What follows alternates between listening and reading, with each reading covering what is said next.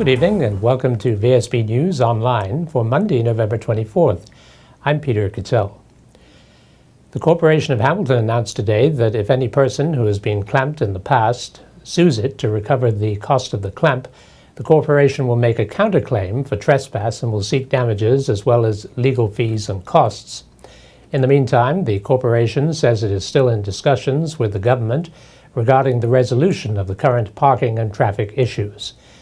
Bearing in mind that any person who parks on the corporation land without paying or stays in a parking lot longer than allowed is committing a trespass.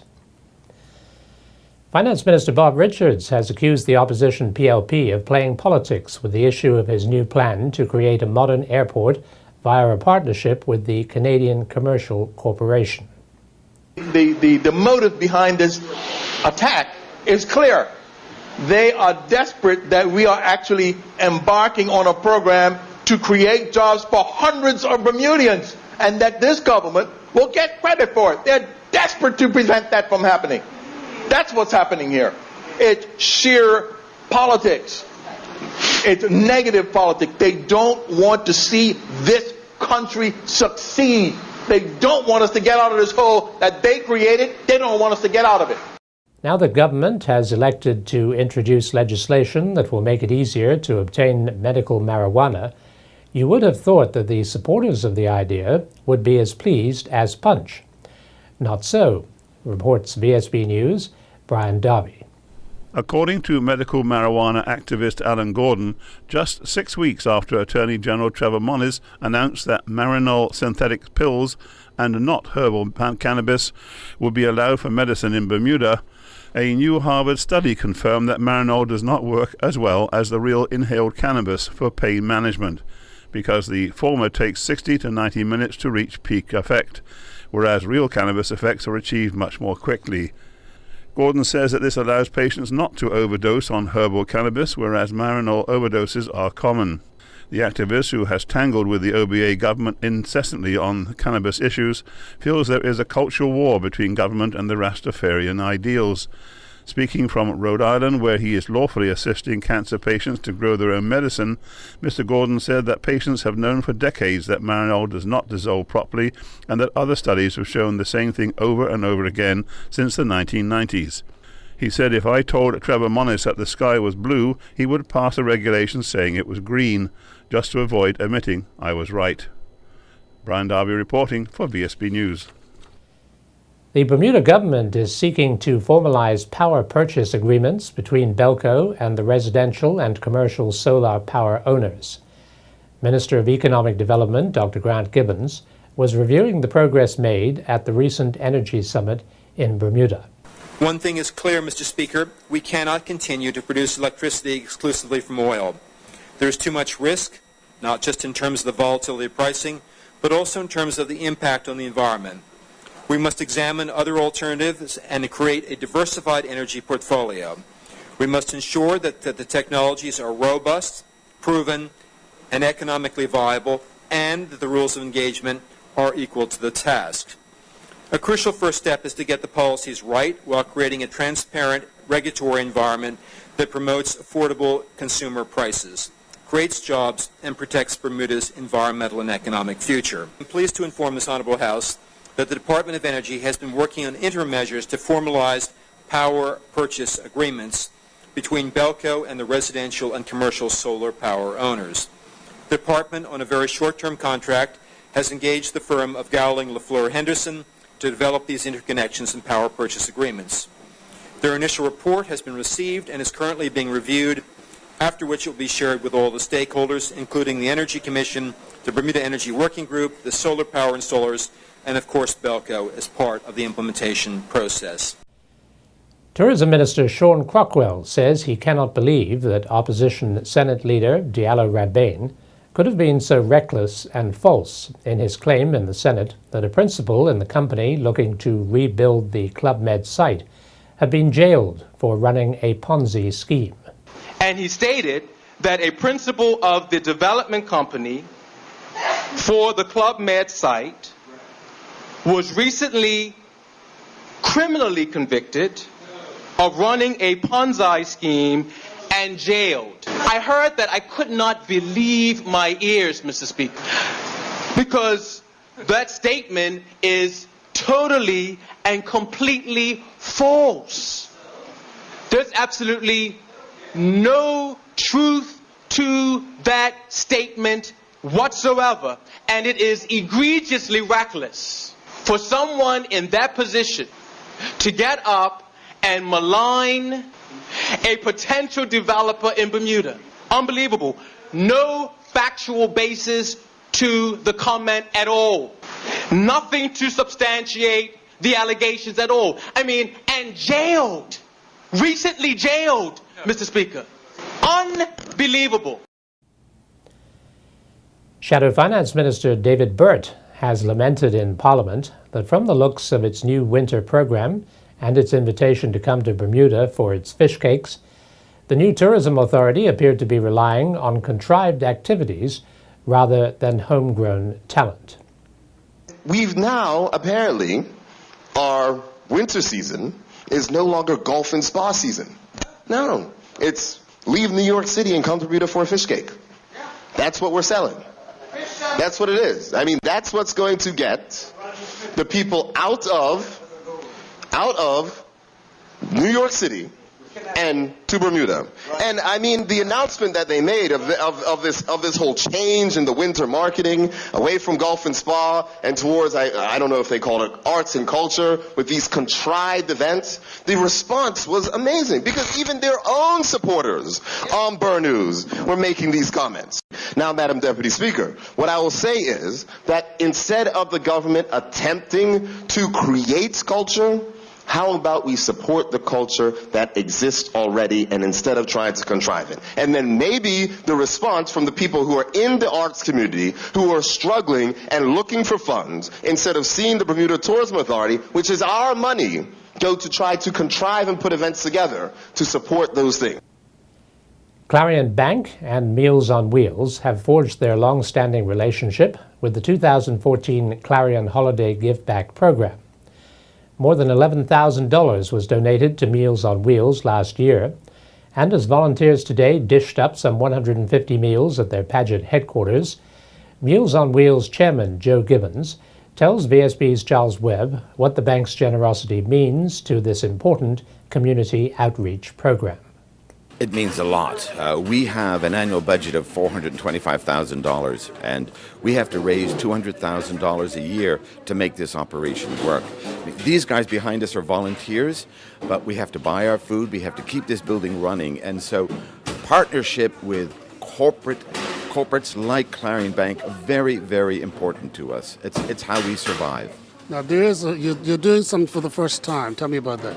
Yes, this is the first time. I've been president for 7 years, and this is the first time, about a month ago, we've had to undertake a letter writing campaign to actually raise funds.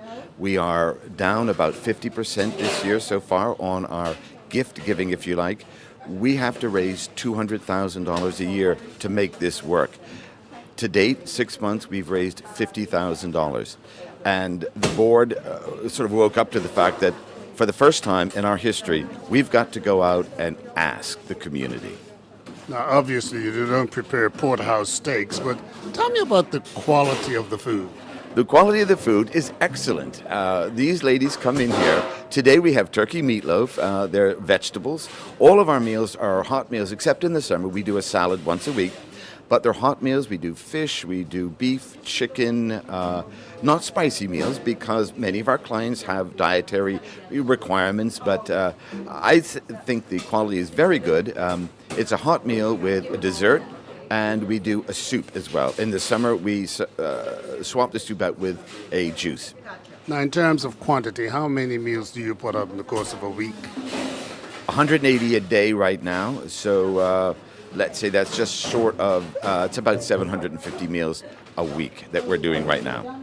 And so with Clarion Bank making this contribution once again, that actually gives you a leg up, doesn't it? Oh, it certainly does. And now we've been working with Clarion and formerly Capital G for 4 years now. So it's a great partnership for us. and I hope for Clarion. So I encourage people to go in and make a donation. Clarion does come forward. They do match their donations, and it's very important to us, particularly at Christmas time, when we have a few additional expenses like turkeys, and of course we give presents to all of our clients as well. Criticism from the Auditor General, Heather Matthews, about the manner in which conflict of interest was ignored by the Board of Trustees for the Port Royal Golf Course appears to spotlight sitting Member of Parliament Zane De Silva, whose firm, Island Construction, was given a $3.5 million contract to refurbish the golf course while he sat on the board in the House of Assembly on Friday. As Speaker Randolph Horton sent Auditor General's report to the Public Accounts Committee, Mr. De Silva said he was waiting eagerly for the committee's standings to be tabled so that he could clear his name. It's getting to look a lot like Christmas, and the Colonial Group have this year thrown their support behind the Toys for Tots drive for children, teaming up with Coldwell Banker. They are accepting donations up until the end of business on December 2nd, and toys may be dropped off at the ground floor reception areas of their offices in Jardine House on Reed Street. A spokesperson says the more companies that provide support, the better. It means more toys to benefit more children in need. And now we turn to Earl Baisden, all the way from the Central American and Caribbean Games in Veracruz, Mexico, for today's Sports Report. Hello, and welcome to VSB Sports. I'm Earl Baisden reporting from Veracruz, Mexico. The CAC Games, Bermuda cyclists took to the road race course in Jalapa, Mexico, in high elevation and high heat, with Nicole Mitchell, Zanique Williams, and Dominique Mayo all taking part. In the women's race, Mitchell finished 35th, clocking a time of 2:22.07. Williams completed the first lap in a time of 35:43. She was in 16th place, but heat and the altitude got to her and she had to withdraw. Mayo completed 2 laps in the men's race before he too succumbed to the heat and high altitude, as well having to withdraw. Cece Woolman and Cameron Pimentel took to the waters of Veracruz, Mexico, as the Central American and Caribbean Games sailing competition got underway. Woolman began sailing in the women's Laser Radar Open Series, where she finished 9th in the first race and 4th in the second. Pimentel is competing in the men's Laser Open Series, where he finished 12th in the first race and 7th in the second race. The Bermuda women's national hockey team concluded their participation in the Central American and Caribbean Games right here in Veracruz, Mexico, going down to Jamaica 2-0. The result saw Bermuda finish 8th overall. On Friday night, Teresa Perazzi's comeback following the birth of her second son did not go as planned, as she was TKO'd in the 3rd round of her IBA Women's Middleweight Championship bout at the Fairmont Southampton. Her opponent, Kaylee Reese, knocked down Perazzi in the 1st and 2nd rounds before referee Steve Smudger stopped the fight in the 3rd, earning Reese the title. In the other professional fights on the night, Bermuda's Chioke Tucker was knocked out in the 1st round against Martello Jones. Then Nikki Bascom brought the crowd to life, defeating Joe Tipping.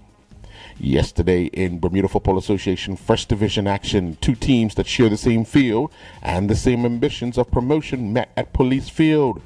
Previously undefeated and league leaders Boulevard Blazers were handed their first loss of the season when they were defeated by the Devonshire Colts 2-1. Devonshire Colts got goals from Kyle Jones and Lisandro Simons, while Vince Douglas scored the lone goal for the Boulevard Blazers. In other First Division scores, it was BAA 2, Somerset Eagles 0, Wolves 2, Island Rangers 1, Crossroads 2, Young Men's Social Club 1, and the Paget Lions 1, St. David's 3. In Premier Division football action at the Devonshire Recreation Club yesterday, a Micah's Battersby strike in the first half was the only goal of the game as the Devonshire Cougars defeated the PHC Zebras 1-0. In other Premier Division action, it was Southampton Rangers 1, Dandytown Hornets 1, Hamilton Parish 2, Robin Hood 0. On Saturday night at the BAA Field, it was Flanagan's Onions 2, St. George's Colts 0. And on Friday night, up at the Somerset Cricket Club, it was Somerset Trojans 0, North Village Rams 0. Krista Stwanek yesterday finished 7th in the Philadelphia Half Marathon, crossing the line in a time of 1:05.16. Stwanek was the second male 30-34 age group division finisher. Ashley Estwanek finished the Philadelphia half marathon 105th overall, and she was the 9th female finisher, crossing the line in a time of 1:19:41. Estwanek also finished as the 2nd female finisher in the women's 35-39 age group. Others from Bermuda that took part included Rosanna Hoy, who finished 253rd overall. She clocked a time of 1:26:46. Dion Burry finished 271st overall with a time of 1:27:36. Victoria Fiddick won the female 45-49 age group division, crossing the line in a time of 1:27:52. Marie Redmond clocked a full marathon time of 3:51:26, finishing 3,181st overall. Patrick Nisbet concluded competing in the 2014 Grand Prix FEI Nations Cup International Jumping event in Slovakia. On the final day of competition, Nisbet and Quick Z finished 37th. They recorded a time of 78:40 and they had 12 penalty fault points during the 1.45 meter middle tour final with a jump-off class. In his final event of the competition, Nisbet and Farah Van Kashlap competed in the 1.60 meter FEI World Cup class, and they recorded a time of 94:13, finishing 43rd. The Island Basketball League continued inside the Cedar Bridge Academy Gymnasium with a women's and men's doubleheader. The Fly Girls defeated the Pink Panthers 18-16, and Shanae Smith led the Fly Girls to victory with 8 points, while Shanae Scott scored a game-high 10 points for the Pink Panthers. In the other ladies' game, it was the Lady Hawks defeating the Court Queens 23-10. In the first men's game, the Flyboy United defeated Court Kings 58-54. The Thundercats recorded a 45-34 win over the Rim Rockers. Chris Crumpler led the Thundercats to victory with 17 points, while Lawrence Fox scored 11 points for the Rim Rockers. The Bermuda Netball Association's Youth and Senior League season continued at the Bernard Park on Saturday.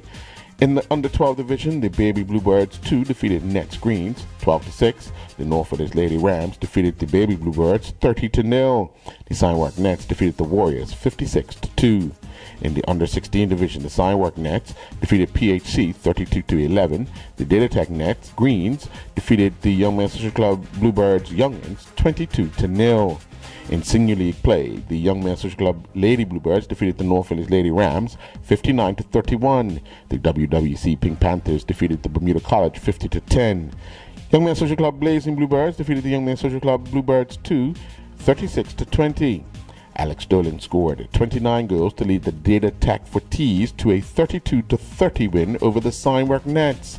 Rose Saunders added 3 goals for the winners, while Stevonte McCallan and Amali Smith scored 15 goals each for the Signwork Nets. Micah Franklin continued competing in the UK Grand Prix Solent Classic squash event in London.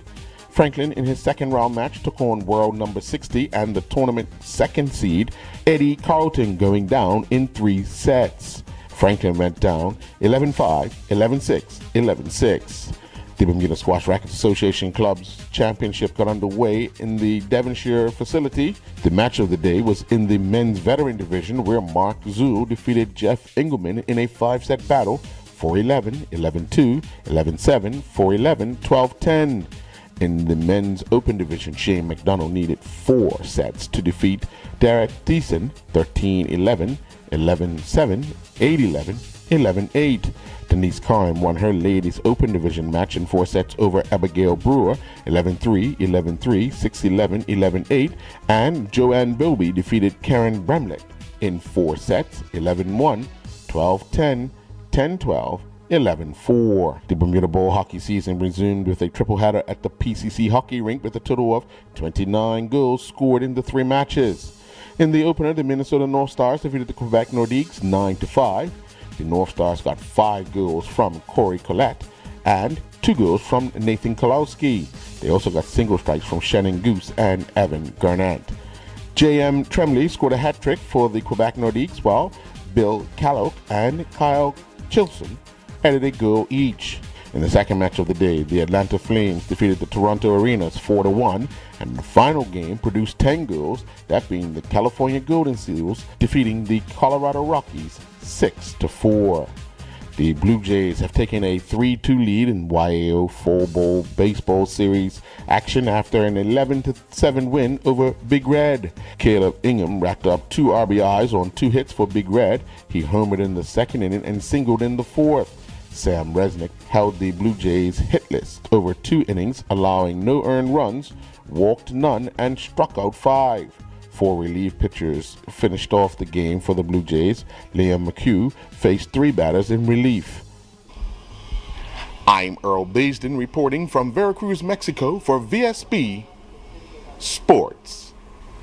Thanks for watching VSB News Online for Monday, November 24th. I'm Peter Cattell.